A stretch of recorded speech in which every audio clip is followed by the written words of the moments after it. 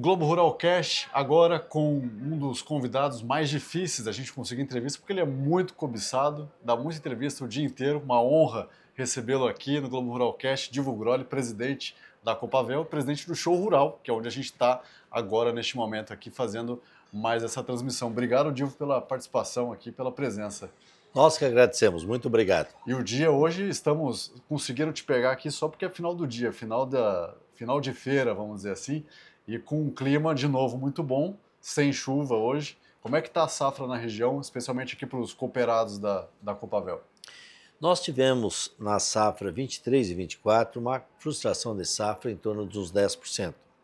A safra 24 e 25, essa que nós estamos colhendo agora, há alguns locais que nós temos quebras de até 5%, mas no geral, na média geral, está boa e também a colheita está correndo na maneira rápida e está abrindo uma janela muito importante para o plantio da segunda safra de milho. Tanto é que nós vamos crescer em área aqui da segunda safra de milho de 20% a 30%, porque a janela ficou muito interessante. A colheita da soja na época certa até antecipou um pouquinho por causa do calor, e aí então você entrou com a segunda safra de milho com uma opção muito boa. E esses 20, 30% de aumento de área de milho é sobre a área de soja mesmo do verão? É sobre a área de soja do verão. Porque com o passar dos anos, nós tínhamos a safra de verão sendo milho e soja. E aí então ficou somente soja. Muito pouco milho. E aí então a segunda safra somente milho. E cada vez maior. Cada vez maior. Tanto é que nós estamos crescendo esse ano 20%, 30%. Então é uma safra de recuperação, pode-se dizer, porque ano passado teve um problema maior do que desse ano, pelo que você está falando, de 5% de quebra, que é bem menos do que foi nos anos bem menos que foi ano anteriores. passado, tá? Bem menos. Então, esses 5% a gente pode-se dizer que a safra está normal, porque nós temos também 2 ou 3% de aumento de produtividade. Então, você quebra 5%, está dentro da normalidade, que é superior à safra 23, 24. Ô Dil, falando aí de cenário, né, pegando safra muito boa, safra recorde no Brasil, que é muito bom para o produtor rural, isso anima o produtor rural. Por outro lado, a gente tem alguns fatores que não são tão bons, especialmente juros, porque o produtor não consegue se financiar 100%. E como que você olha para essa questão hoje? Tem muito mais fatores positivos do que negativos, e aí eu já queria que você emendasse para falar da expectativa aqui com o Show Rural nesse ano. Bate essa meta de mais de 6 bilhões e meio, na sua opinião, pelo que você está sentindo nesses primeiros dias? Nós tivemos o ano 2024, tivemos aí uma grande negociação que foi em torno de 5 a 6 bilhões de reais.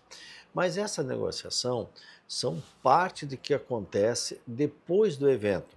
Aqui no evento e nos outros eventos com essa característica, define todo o plantio do ano. Agora, nesse nosso evento aqui, nos eventos até maio, você define todo o plantio do ano 2025. Você define o tipo de adubação, os produtos que você vai usar por diversos controles para a próxima safra, e também você define também que tipo de equipamento você vai adquirir. Então, nós estamos vivendo um momento agora até muito bom, muito bom. Vamos lá.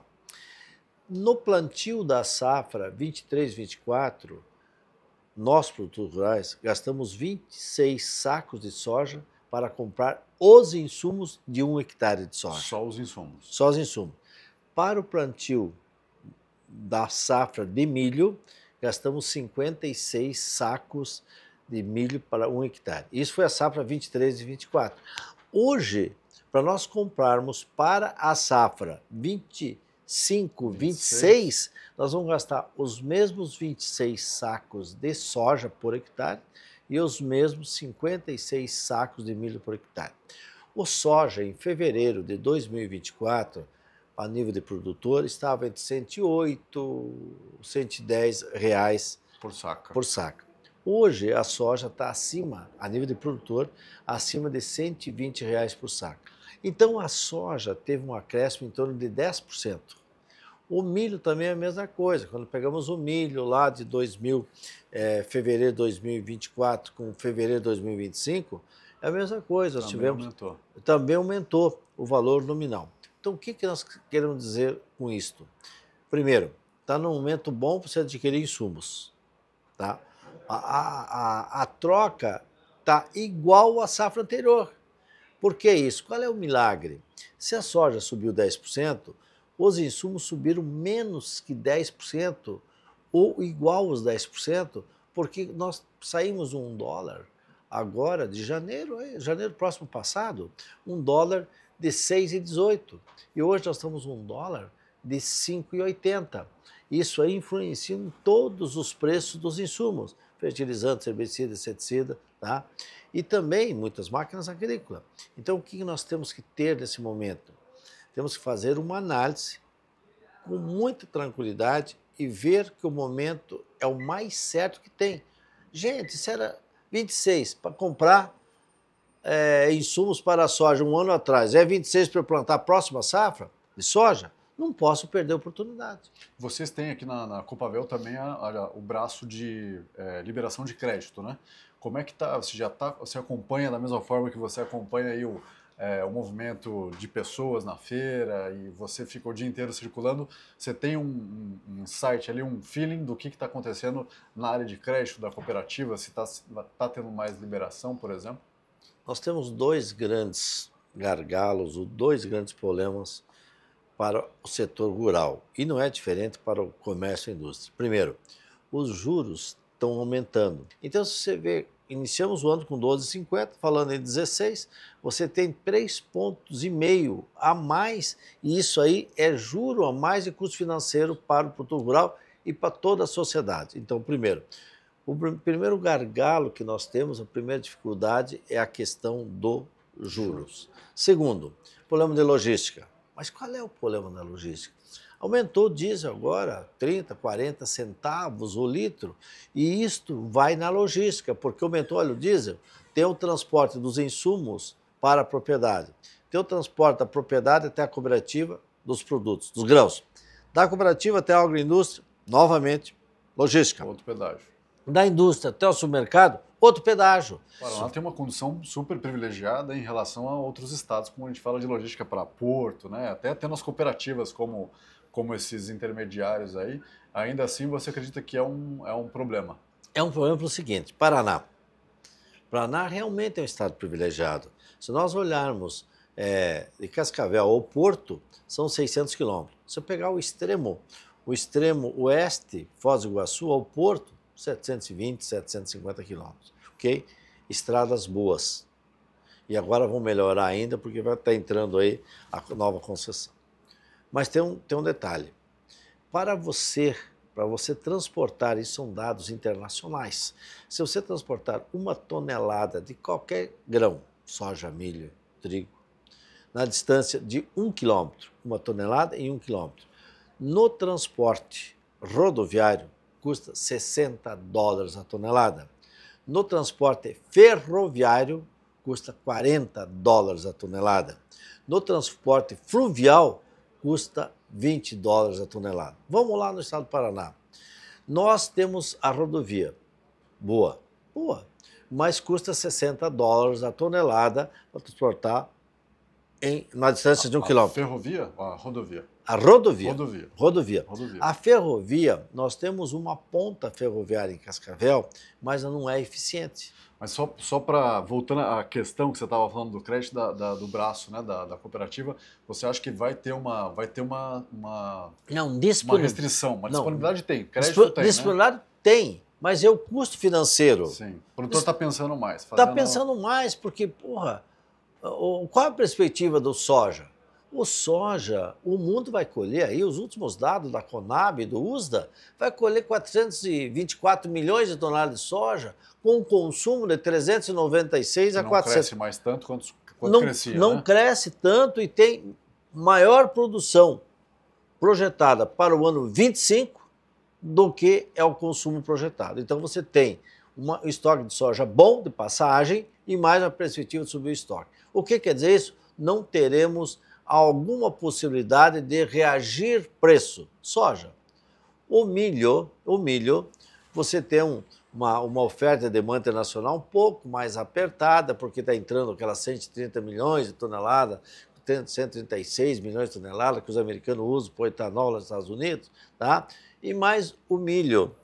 Mesmo com essa preço, com essa mesma oferta e demanda mais apertada, você tem o plantio de uma grande segunda safra no sul do país. E aí, então, Tende a ser uma grande safra que está ocorrendo dentro da janela correta, exatamente, Cássio.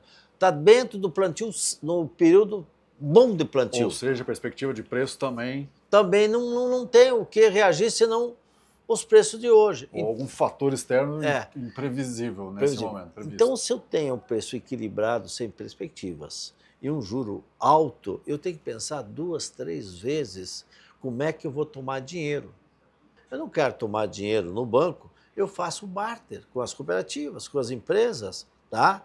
Que daí eu não pago o juro, eu faço a troca por produto, que a moeda que eu tenho, que não tem, eu já conheço essa moeda. Por quê? É a moeda que eu tenho e essa moeda é o resultado do plantio meu que eu estou fazendo a troca. Então fica uma coisa muito fácil de você pensar. Quero pagar em soja, comprar insumos para plantar o soja, colher o soja e te pagar. Então, por isso que... E não é fácil, porque mesmo sendo crédito rural, que é abaixo da Selic, assim mesmo é alto. Se você não conseguir o crédito rural, imagine uma Selic que vai fechar o ano, ou lá no segundo semestre de 2025, que esteja 15, 16, e que o banco coloca um spread de juro de mais 4%, você passa a pagar 20% ao ano. Inviável. Inviável. E o trigo, hein, Gil? Você está falando da soja, do milho, mas o trigo também está despontando. Você estava comentando agora há pouco aqui. Como é que está essa cultura que, como você mesmo lembrou, está colocando o Paraná sempre ou na liderança ou na vice-liderança, aí atrás ou na frente do Rio Grande do Sul. Exato. Qual que é o potencial do trigo aqui nessa região? Vai disputar com o milho na segunda safra? O Brasil colhe aí 9 milhões de toneladas de trigo, quanto o consumo de 12,5. Mas os dois estados que lideram a produção de trigo, o Rio Grande do Sul e o Paraná, sempre um em primeiro, o outro em segundo e vice-versa. Tudo bem. Agora nós temos caminhando para a seguinte perspectiva do trigo. Nós estamos plantando uma segunda safra de milho no estado do Paraná, com um acréscimo de 20% a 30% a mais de plantio. De área. Aí, então, vai tirar potencial de plantar o trigo em maio, junho. Então, teremos menos plantio de trigo, certo? O Brasil já é dependente de importação de trigo. Então, nós teremos aí agora, pelo avanço da colheita de soja, pelo forte plantio do milho, dentro do período certo, nós teremos dificuldade em manter a área de trigo do ano anterior. Então, realmente, o trigo teremos menos plantio. E aí vai cair preço, como é que fica? Nós somos importadores. Aí vai depender de dois pilares. Fornecedores. Dois pilares, né? Dois pilares, tá. O preço do trigo internacional e mais também o custo de produção. O custo de transporte, de logística. Ah, sim, para trazer esse trigo. Para trazer esse trigo. Porque se você está subindo o óleo diesel, você vai aumentar essa logística. Enfim, nós temos aí uma possibilidade no Brasil, a pesquisa está trabalhando e nós temos uma possibilidade, e nós temos que aumentar o plantio de trigo para ser autossuficiente. Ora, se eu tenho terras disponíveis, temos a pesquisa que todo dia está melhorando, já estão plantando trigo, inclusive no centro-oeste, um clima mais quente. Isso não é novidade para o mundo, porque você colhe trigo numa região mais quente no México. É só você trazer para cá e adaptar essa semente. O Paraná tem um clima não tão severo em termos de calor que nem o centro-oeste, mas tem um clima bom para o trigo. O que precisa acontecer aí? Qual é o incentivo que você tem? Duas maneiras. Ou você dá um incentivo no preço, ou você dá um incentivo diminuindo o custo de produção para o produtor. Então, acho que essa opção nós temos que trabalhar, porque não podemos ficar dependendo do trigo importado. E se dá uma frustração de trigo na Argentina? Vão trazer trigo da onde? E a que preço, né? E a que preço? Aí você tem preço de dólar, tem preço de tudo mais. logística, né? E quando há uma frustração num país, as bolsas de valores do trigo já sobem. Sim. Ô, Divo, Os falando um bolsas de pouquinho... mercadorias, não de valores. Exato, bolsa de valores é o É outro mercado, negócio. outra coisa. Falando um pouquinho já que a gente está falando de Copavel, e tem muita coisa, o Paraná tem essa marca da diversificação, e a Copavel também traz esse DNA, né, de ter suínos, avicultura, grãos e tudo mais. Tem um setor que está despontando, dois, na verdade, que é a suinocultura e o de piscicultura. Vocês fizeram agora recentemente, a Copavel, um investimento na piscicultura, adquirindo um frigorífico aqui local em Cascavel. Tem mais investimento programado para esse mercado, que também parece ter um potencial muito grande, né? O Paraná já lidera aí, nesse caso, da tilápia, aí, da piscicultura. E a Copavel entrou nisso para diversificar. Primeiro, o produtor rural. Você tem que pôr o máximo possível de opção para ele.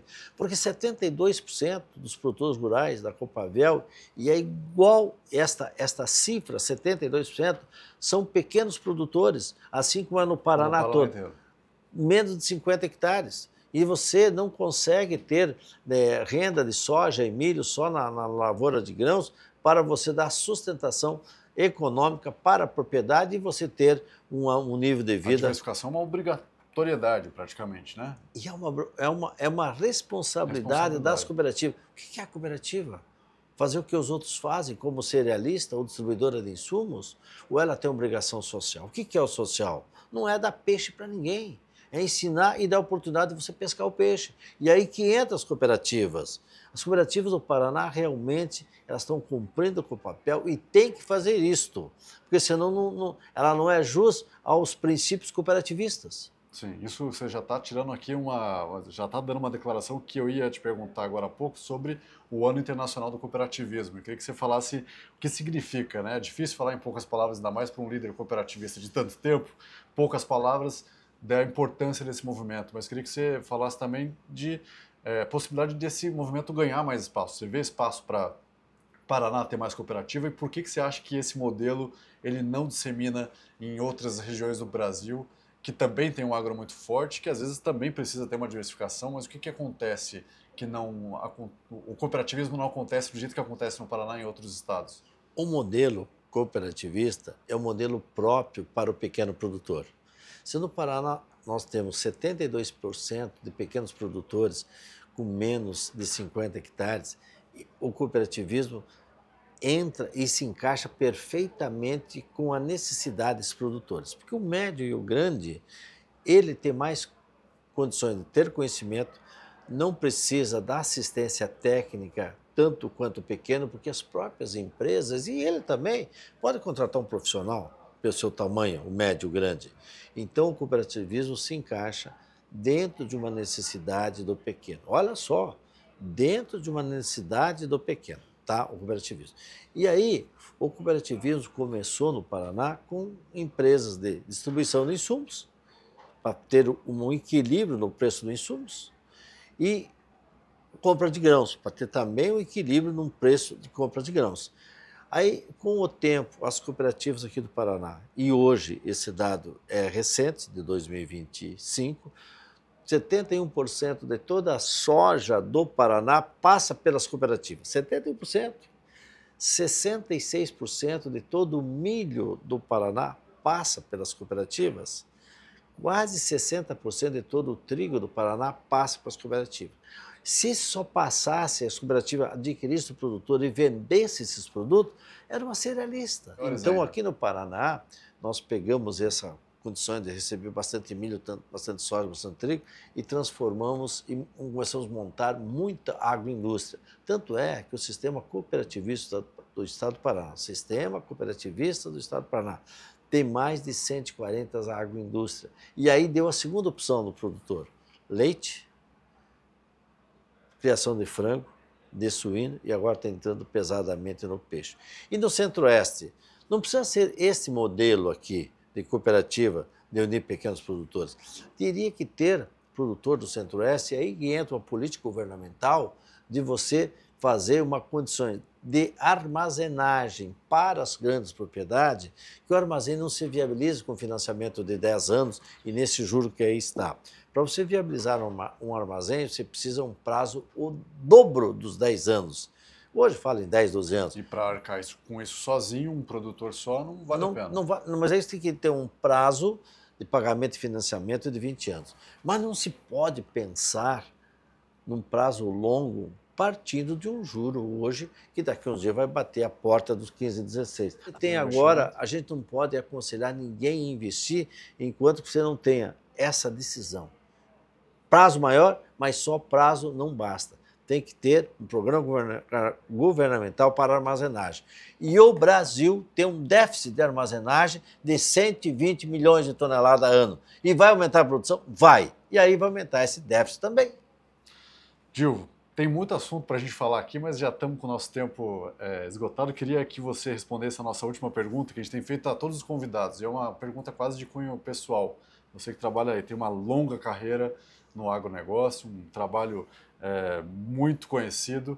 O que você considera que só o agro te proporcionou ao longo dessa sua trajetória de vida e que você falaria para quem é do agro ou não é do agro sobre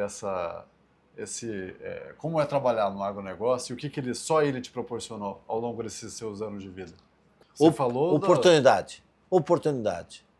Grande oportunidade. Se nós temos 25, 27% da economia brasileira do agro, imagine que quem tem uma facilidade em ser gestor, que o produtor rural hoje é um gestor, não é aquele que planta e colhe. O agricultor hoje é um administrador de tecnologias. E o que me proporcionou? O conhecimento de fora, levar para a propriedade. Muito bom, a gente continua aqui no Globo Rural Cash, diretamente do Show Rural Cascavel, e eu volto num próximo episódio com mais um convidado.